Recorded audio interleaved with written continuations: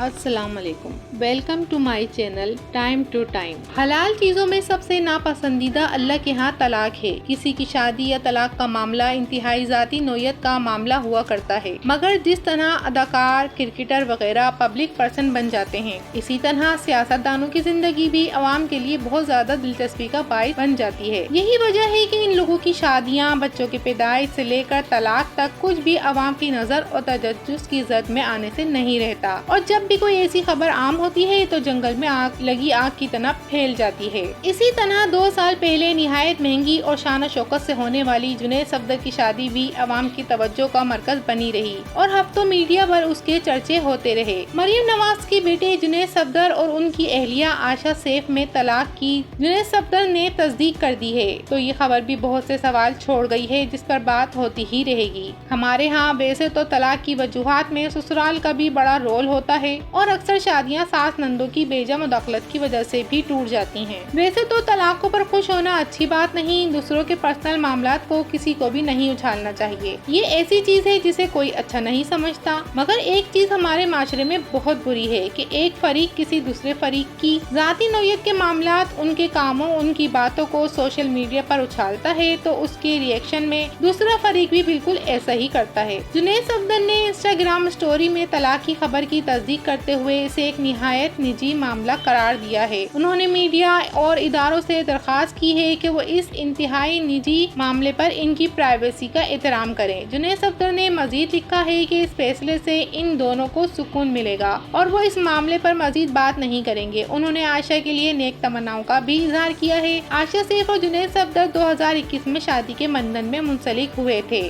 مگر یہ طلاق تو ایک خبر ہے اور اس پر بات بھی ضرور ہوگی ایک ایسے وقت پر جب جنید صفدر کے نانا نواز شریف اور ان کی والدہ مریم نواز ایک نیا سیاسی بیانیہ بنانے کا کہہ رہے ہیں اور پاکستان واپسی کے سفر پر روانہ ہو چکے ہیں۔ اگر کسی بھی جوڑے میں طلاق ہوئی ہے تو اس کی پرائیویسی کا خیال رکھا جائے جیسا کہ انہوں نے درخواست کی ہے، مگر یہ قانون اور اخلاقیات سب پر لاگو ہونی چاہیے، کیونکہ کافی عرصے سے عوام اسی طرح کے پرسنل معاملات کو سرے عام کیا عدالتوں میں بھی ڈسکس ہوتا دیکھ رہی ہے۔ بلا شبہ طلاق ایک ذاتی معاملہ ہے، جائز چیزوں میں اللہ کو سب سے ناپسندیدہ چیز ہے، مگر کیا طلاق ہو جانا اور بڑے سیاسی خاندان میں طلاق ہو جانا خبر نہیں؟ البتہ نام لینا تب تک نامناسب ہے جب تک وہ تصدیق نہ کر دیں۔ دنیا بھر میں سیاست دانوں میں کی شادیاں اور طلاق خبر ہی ہوتی ہے۔ طلاق وہ چیز ہے جسے باقاعدہ ڈاکومنٹ کیا جاتا ہے، جس طرح شادی کو ریاست کے قائم کردہ نظام میں دفتر میں رجسٹر کیا جاتا ہے۔ سوشل میڈیا پر جنید صفدر اور عائشہ سیف کی طلاق کی خبر تیزی سے پھیل رہی ہے۔ Ayesha Saif university college of London کی فارغ التحصیل ہیں۔ وہ جنید صفدر سے عمر میں بڑی ہیں اور نواز شریف کے پارٹنر سیف الرحمان کی بیٹی ہیں۔ یہ رشتہ بیگم کلثوم نواز نے طے کروایا تھا، لیکن وہ اس شادی سے پہلے ہی وفات پا گئیں۔ عائشہ جنید کے والد سیف الرحمان نواز شریف کے قریبی ساتھیوں میں سے ہیں۔ نون لیگ دور میں وہ احتساب بیورو کے سربراہ بھی رہے اور ان پر یہ الزام بھی لگا کہ انہوں نے نواز شریف کی خواہش پر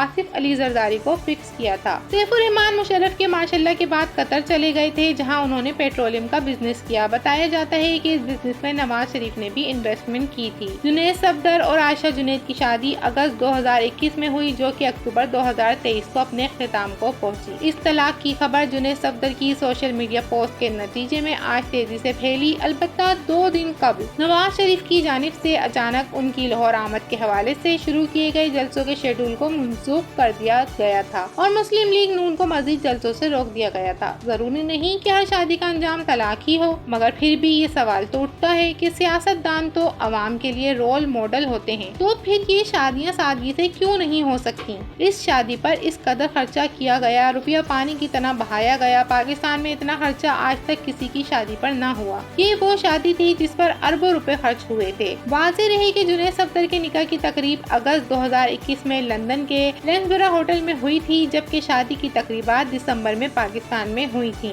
بے نظیر بھٹو شہید سے لے کر Jemima Khan, Imran Khan, Bushra be be اور دوسرے لوگوں کے بیڈ روم اور ذاتی زندگی میں گھسنے والوں کو سوچ لینا چاہیے کہ قدرت آپ یا آپ سے وابستہ لوگوں، خاص طور پر اولاد کے معاملات میں بھی سوالات اٹھا سکتی ہے۔